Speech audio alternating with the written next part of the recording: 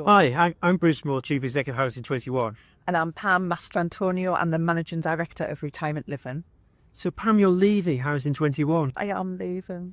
So you're going to be the Chief Executive of South Lakes Housing, I am absolutely very exciting. but you're leaving Housing 21 in very, very safe hands and going forward. So what have been your highlights at Housing 21 as the Managing Director for Retirement Living? Oh, there's been so many, but obviously our Helping Hands service, absolutely fantastic. I've loved that, helping so many residents, over £3.5 million a year in additional benefits, so absolutely brilliant. The performance of retirement living is absolutely brilliant. And of course, events like the resident conferences, always a massive highlight for me. So it's been a brilliant 8 years, but I am leaving it in safe hands, so that's absolutely brilliant.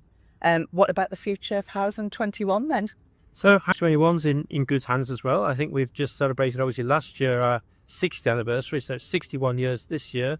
But I think the fundamentals are really sound. Our residents are the most important thing. They're the heart of our service. Our resident satisfaction is our key driver. So without that, we are nothing. So resident satisfaction, resident performance is got to be resident-centric. But to do that, we've invested a lot in our properties. The safety of our properties, but also the design, the makeovers, investing in kitchens and bathrooms, etc. on a cycle, which put us in a really strong position. EPCC is part of that process. But for me, it's not just about the buildings, it's also about the people. Our local housing managers and the closer operations managers and the ROMs and the heads have much better service, I think, in retirement living particularly, is really, really important. So we need to carry on being people-centric, mindful of affordability. There are pressures coming up in those, and mindful of the new technologies and demands. So investing in Wi-Fi in our schemes. There's a lot happening still, but you've set us on a very strong foundation. So hopefully, with resident feedback, we will be able to take Housing 21 forward. Retirement living will be a great place for people to live, and we're in good hands. I believe.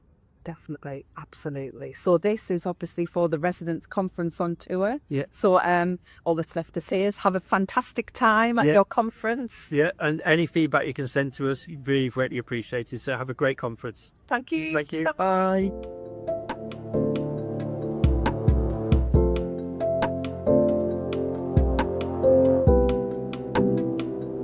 Hi, I'm Antony Walker. I am the Head of Retirement Living for the South West. Many of you, hopefully, I've met before when I was a regional operations manager and I used to travel around the initial Southwest region. Some of you who have come into the Southwest I won't have met yet, but I'm looking forward to getting out there and visiting those new courts over the next 6 months or so. So my role here today is to give you a bit of an update on what we discussed at the resident conference earlier this year that we held in Southampton. We will have a think next year as to whether we rotate the location a bit, so it's a bit easier for other parts of the region to visit. The first thing I did then was to introduce our management team in the Southwest. So we have Hannah Perkins, Samantha Doble, Naomi Solomon, Samantha Shaw and Josh Lewis, and they're all managed by Kerry Harvey, who's the Regional Operations Manager. Each of those manage a different patch around the region. So your patch manager should be in the room with you now. Now, at the conference, I had a bit of a discussion about the resident satisfaction survey results last year, which were really promising. So the national average was 89%, which was really good in itself. But in the Southwest, 4 of the 5 patches were above average, were higher than that, as high as 93% in one case. So it's really good, really encouraging. What perhaps concerned us particularly was that 7 courts were below 80%. So we got a bit of a challenge really around consistency, around making sure that every court is consistently good and high quality. And that's something we really want to focus on over the next year. We've rolled out something called our housing quality standards. They're an inspection that your operations manager will be doing on each of your courts. That happens once a year, and they check various things like levels of engagement, the safety checks that are done, all the paperwork is correct. And where that's not the case, they make sure to put actions in place to get everything up to where it should be. The other thing we rolled out was people and property visits.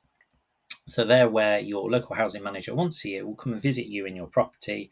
They'll fill in those forms that pop up throughout the year so we can do them in one visit.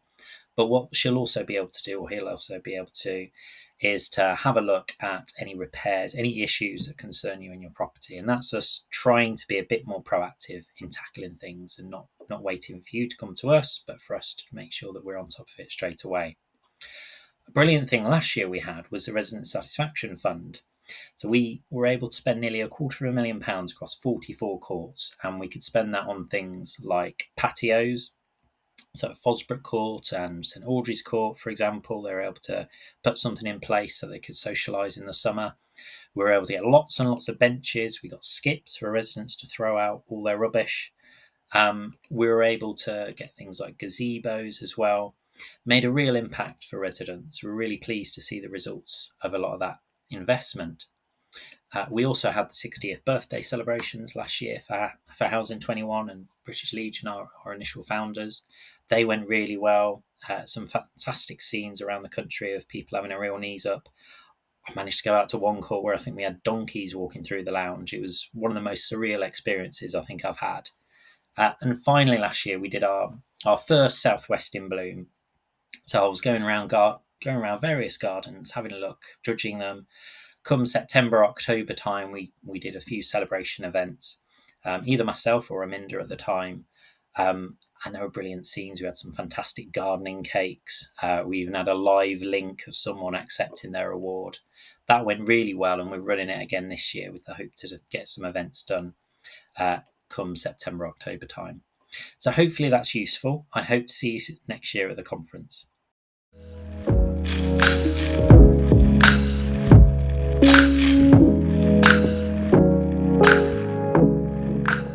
Hi everyone, my name is Corrine Askaroff. I am a tenancy sustainment and arrears advisor for Housing 21, and I am responsible for the Helping Hands service and the Helping Hands hardship fund that we have here. Part of my role is about maximising income and making sure everyone is aware about what is available to them. And welfare benefits has lots and lots of myths. They have lots of myths around it that sometimes put off people from applying. So some of those myths that I just want to sort of crush right now is some people think that it is possible to claim more than one health benefit at one time. So for example, attendance allowance and personal independence payment. That is not possible. You can only ever claim one. So if you are already claiming one, you have to make sure you get advice before trying to claim another one, because you might end up losing both payments. So just to put that out there. We have heard lots of times where somebody has said they cannot claim pension credit because they have savings. That is not accurate. There is actually no savings threshold for pension credit. It is based on a person's income and what is called their personal allowance. It's very in depth, so I'm not going to explain it. But what I would say is, just because you have savings, please don't put off considering applying for pension credit, because it could be a real benefit to you. So speak to your scheme manager if you'd like to know more about that. We have people say they can't claim housing benefit because they have a private pension. Again, the same as pension credit, you can. It just depends on how much income you have. So again, please make sure that you are looking for some advice and getting a benefit check around that. People saying that they don't claim attendance allowance because they don't have a carer coming in. That is not the case. Attendance allowance is awarded to help somebody remain living independently at home for as long as possible. So you do not need to have a carer coming into your home to be able to claim attendance allowance. So if you have a long-term health condition for more than 6 months that is enduring, then please go and consider making an application for that. And there's also been some confusion around council tax and housing benefit. A lot of people think that if they get housing benefit, they will automatically be awarded council tax reduction, and that is not the case. In most local authorities, you will have to apply for them separately, but you do need to check out what your local authority rules are. Something else to very quickly touch on is social tariffs. So another way of really saving some money could be finding out what social tariffs are available to you. So if somebody is on low income or has particular health conditions, they may be entitled to some financial support through social tariffs. And the best ones are usually through the water companies. They have lots and lots of financial support out there, and it's really pertinent at the moment because water bills are on the increase massively. So please have a look at your local, who your supplier is and find out what tariffs they have available that might be able to support you. And broadband, if you have internet in your property, then you may be entitled to a social tariff, which does not affect the quality of your internet. It just affects the price and means that you will pay a lower amount. Energy providers do not have social tariffs, but they are obligated by Ofgem to tell you if you could save money by changing to a different tariff, and that will be written on your bill. So please make sure you're reviewing your bills. We do have a document available to you to give lots and lots of information along this line, and there's a picture there for you to see. If you'd like a copy of that document, please speak to your scheme manager, who will be able to provide one for you. Thank you very much.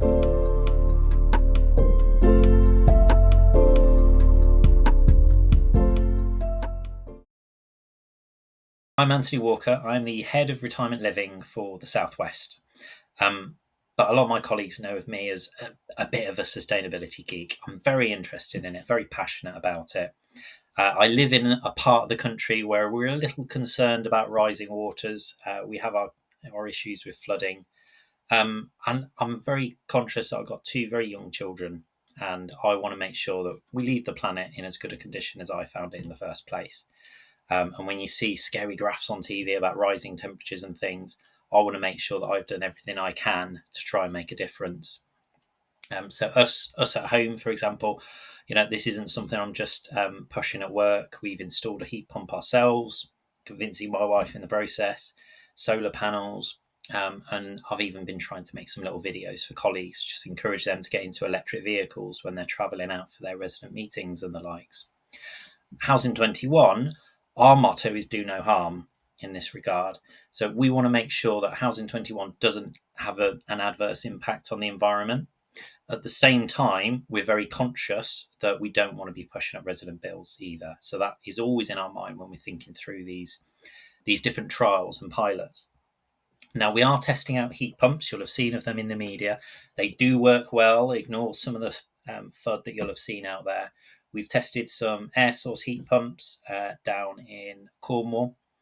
So we're seeing how they go. We've connected up actually to a heat network up in Gateshead, where they're using the heat from the old mines, the water up there, and they're pumping that through the district to provide heating.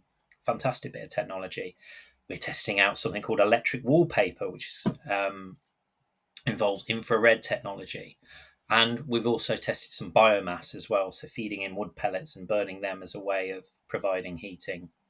Away from that, we're also looking at solar panels. I know lots of residents are very interested on that front. What we are looking at now is when we're replacing roofs, we're looking at whether we can install solar panels as part of that process. One of my schemes in the Southwest has had a huge solar array installed.